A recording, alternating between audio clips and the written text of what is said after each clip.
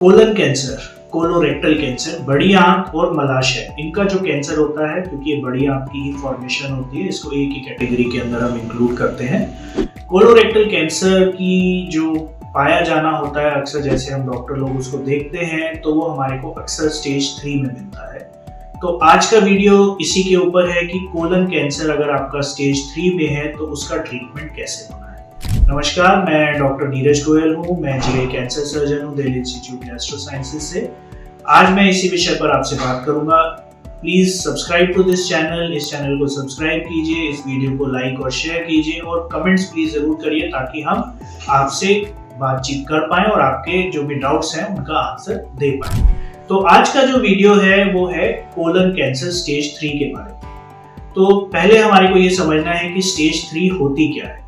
Colon cancer की stage 3 का मतलब होता है कि जैसे ये मेरी कोलन की ल्यूमन है, जो उसकी ट्यूब के जो कोलन एक ट्यूब की तरह होती है, अगर मेरा कैंसर उसकी दीवारों से बाहर की तरफ निकलना शुरू हो गया है, एक चीज, और दूसरी चीज वो आसपास के लिम्फ नोड्स में आ गया है, और तीसरी चीज उसमें आती है कि अगर उसने आसपास के किसी ऑर्गन को भी अपने में जकड़ लिया, तो ये स्टेज 3 के कैंसर्स होते हैं। रेक्टम के अंदर भी स्टेज 3 कैंसर को ऐसे ही डिफाइन किया जाता है कि वो आपकी दीवार से बाहर निकलना शुरू हो गया है, या आसपास के लिम्फ नोड में पहुंच गया है, या उसके आसपास का एक एरिया होता है मीजोरेक्टम जिसको बोलते हैं, या उसके अंदर वो आना शुरू हो गया। तो ट्यूमर जब दीवार से बाहर निकलना शुरू हो जाए या लिम्फ नोड में पहुंच जाए तो हम उसको स्टेज 3 में कैटेगराइज करते हैं। ये थोड़ी एडवांस स्टेज होती है। तो इसकी ट्रीटमेंट कैसे होती है, इसको समझने के लिए अगेन हमारे को कोलन को अलग करना पड़ेगा, रेक्टम को अलग करना पड़ेगा। तो पहले हम कोलन की तरफ जाते हैं। कोलन मतलब बड़ी आंत, जो आपकी राइट साइड से शुरू होके आपकी लेफ्ट साइड तक रेक्टम पे जाके जुड़ती है। तो इसकी जो ट्रीटमेंट होती है स्टेज 3 कैंसर के अंदर भी, अगर आप ऑपरेशन कर पा रहे हैं, मतलब आप बड़ी आंत का वो हिस्सा जहां पर ट्यूमर है उसको अगर आप अच्छे तरीके से निकाल सकते हैं, तो हमारे को ऑपरेशन के लिए सीधा जाना होता है। ऑपरेशन जो होता है वो अगर दाईं तरफ का ट्यूमर है तो राइट हेमिकोलेक्टमी होगा, ट्रांसवर्स में है तो ट्रांसवर्स कोलेक्टमी होगा, लेफ्ट में है तो लेफ्ट कोलेक्टमी होगा, सिग्मॉइड कोलन में है तो सिग्मॉइड कोलेक्टमी होगा, और आसपास की जितनी भी लिम्फ नोड्स हैं उसको हम निकाल कर लेकर आते हैं। ये ऑपरेशन चीरा विधि मतलब ओपन सर्जरी, लैप्रोस्कोपी मतलब दूरबीन, और रोबोटिक, ये तीनों ही प्रकार से किया जाता है। बहुत अच्छे से ऑपरेशन होता है, कॉम्प्लिकेशन बहुत मिनिमल होती है।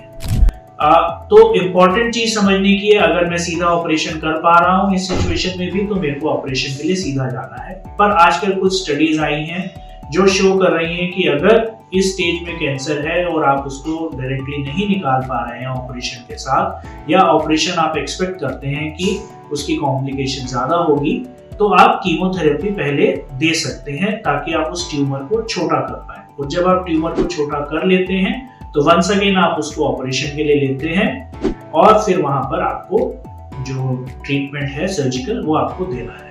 और जब सर्जिकल ट्रीटमेंट हो जाता है, मेरी फाइनल स्टेजिंग हो जाती है कि स्टेज 3 A, B, C किस में से ये है, तो मेरे को फर्दर पेशेंट को कीमोथेरेपी देनी है।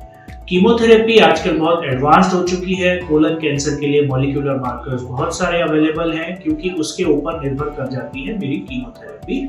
तो हम जो मेन मार्कर होते हैं इसके अंदर हम एक MSI टेस्टिंग करते हैं, एक हम KRAS, NRAS इसके अंदर देखते हैं, क्योंकि मेरी कुछ कीमोथेरेपी ड्रग्स होती हैं जो इसके ऊपर निर्भर कर जाती हैं। मैं उसके डिटेल्स में नहीं जा रहा हूँ क्योंकि this video is just limited कि हमने करना क्या है। तो इसी प्रकार से जब हम रेक्टल कैंसर की बात करते हैं, रेक्टल कैंसर अगर स्टेज 3 में है तो मेरे को उसको सीधा सर्जरी के लिए नहीं लेना है, मेरे को उसको पहले कुछ ट्रीटमेंट देना है। तो ये ट्रीटमेंट दो प्रकार से दिया जाता है। इसके अंदर रेडिएशन और कीमोथेरेपी का रोल होता है, नियो एडजुवेंट कीमो रेडियोथेरेपी या टोटल नियो एडजुवेंट थेरेपी। तो नियो एडजुवेंट कीमो रेडियोथेरेपी का मतलब होता है कि आप पेशेंट को 5 हफ्ते की सिकाई दे रहे हैं और साथ के साथ एक कीमोथेरेपी की टैबलेट दे रहे हैं। जब आपकी रेडिएशन खत्म हो जाती है तो उसके लगभग 6 से 8 हफ्ते के बाद आप मरीज को ऑपरेशन के लिए लेते हैं।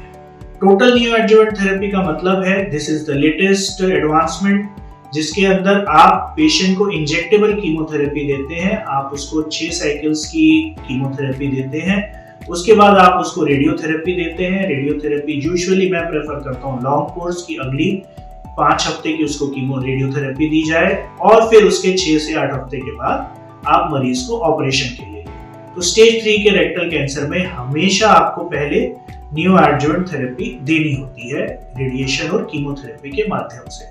जब हम ऑपरेशन के लिए मरीज को लेते हैं तो once again operation open, laparoscopic और रोबोटिक तीनों प्रकार से किया जा सकता है। ऑपरेशन ये भी अच्छा होता है, इसकी कॉम्प्लिकेशन बहुत कम होती हैं। कभी कभी आपको एक यहाँ पर लैटिन का बैग लगाने की आवश्यकता होती है क्योंकि आप अनास्टोमोसिस को प्रोटेक्ट करना चाहते हैं, जो आपने जोड़ लगाया है उसको प्रोटेक्ट करना चाहते हैं।